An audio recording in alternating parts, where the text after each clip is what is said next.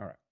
Okay. So back to the Cold War. So as the Cold War goes on, and even and at the beginning too, the U.S. is very focused on containing communism.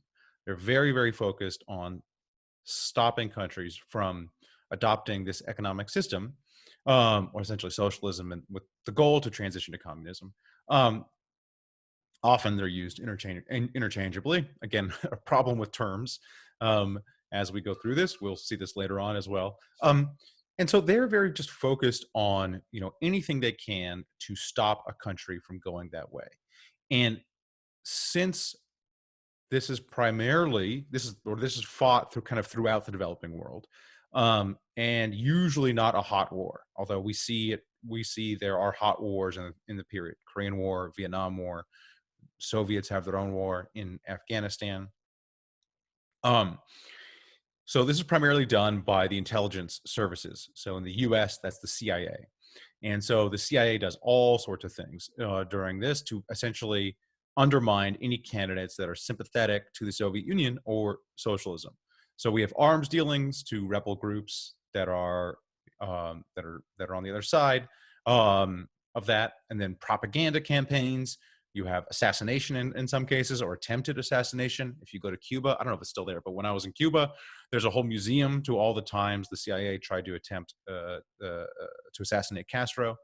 And then there's overall, to what they can do, economic destabilization. I think their ability to do this is a bit overstated, but essentially whatever tool in the toolbox they are trying. The CIA is trying. And one of the readings this week is cultural, as a form of cultural warfare as well, which is essentially spreading US pop culture. And yeah, so there's a podcast this week that's about that. That's pretty interesting. I assigned it because I think it's interesting. You could be the judge of whether it's actually interesting. Um, and the CIA has a fair amount of success. And again, it's difficult. People oftentimes will think that these groups came to power just because of the CIA. Like this, if not for the CIA, they wouldn't have come to power. Again, this is complicated, and there's never one cause. So you never can say this is the smoking gun. The CIA certainly aided. In some cases, they may have been more instrumental than others. Again, it's hard. It's hard to untangle that. And in many cases, I think their influence is overstated. But that's my personal reading of the history. So this is just a map showing essentially if the CIA put a person in power, or again, my language is not quite perfect, worked to put someone in power. This is showing kind of the numbers of years that a person or party in power that was aided by the CIA was in power, from 47 to 89, essentially from the beginning of the Cold War to the end of the Cold War. And so you can see the various influence, around the globe. Okay.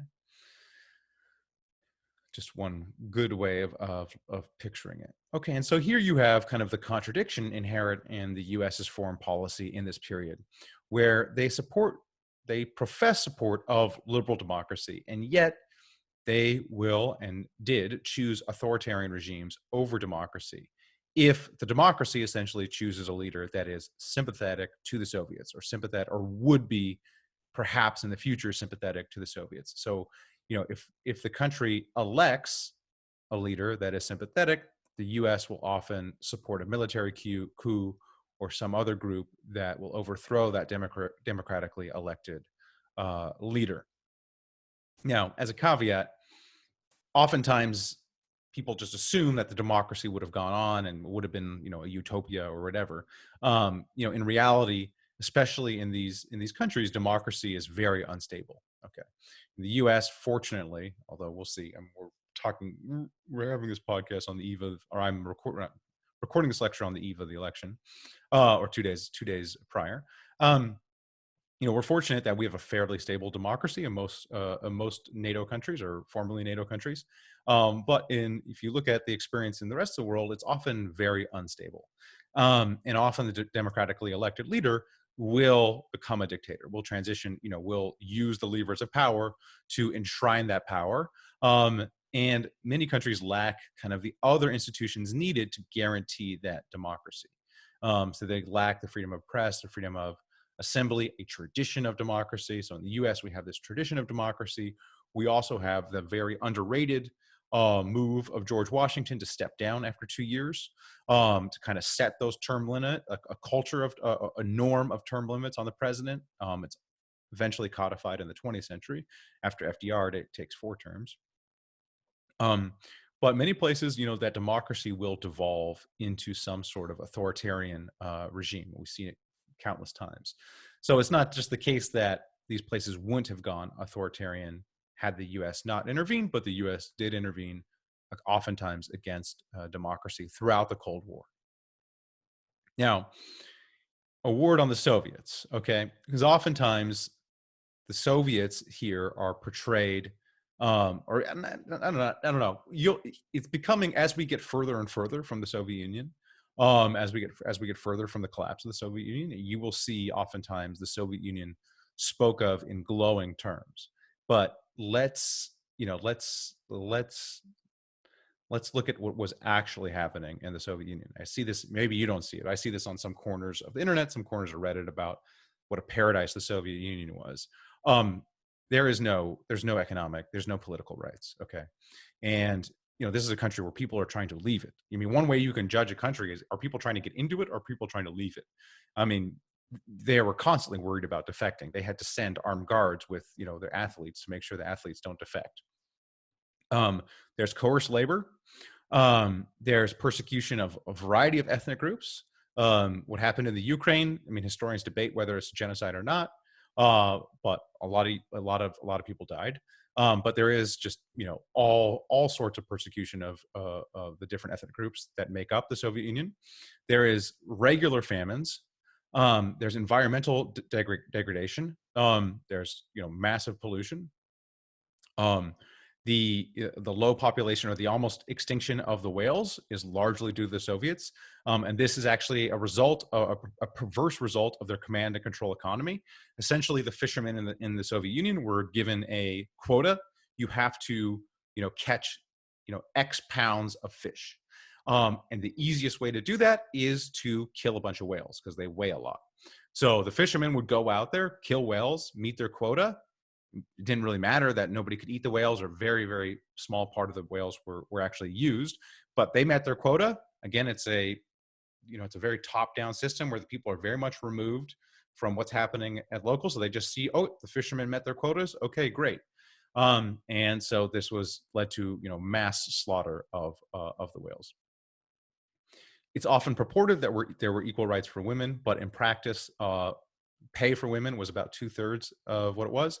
Not to mention what was going on with reproductive rights in the country. So their condoms are very shoddy and often will fail. They were not very good at producing condoms.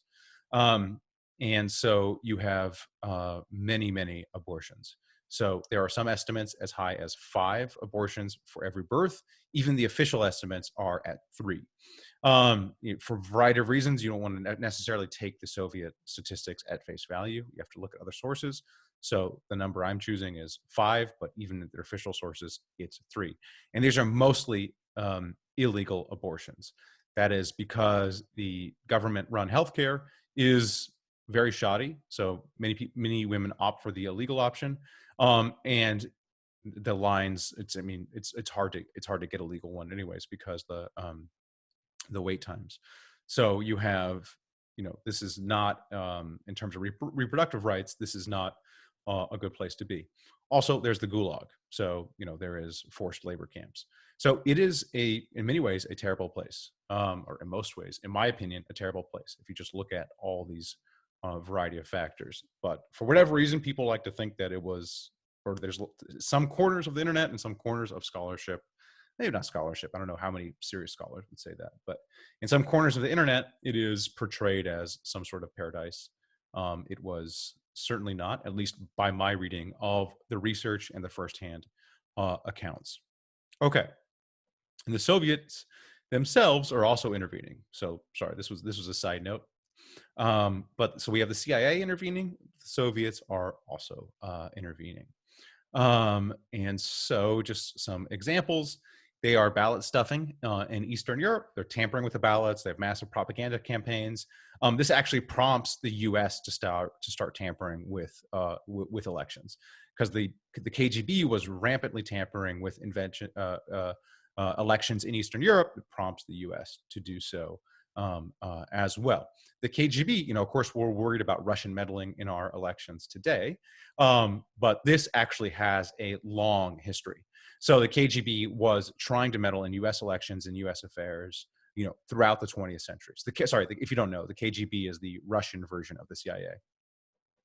There are several overtures to presidential candidates by the KGB.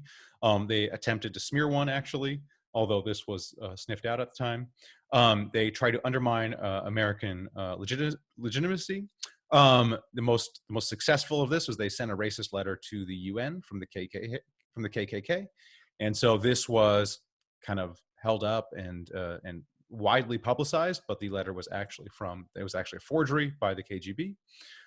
They actually planned to bomb black neighborhoods and frame the Jewish Defense League to, foment internal struggle in the U.S. Although fortunately, this never came to fruition. So the KGB is not, they're not sitting on their hands while the CIA does stuff. The KGB is intervening all over the globe, and they're even trying to intervene in the U.S.'s own elections. Okay, on that happy note, we'll take a break.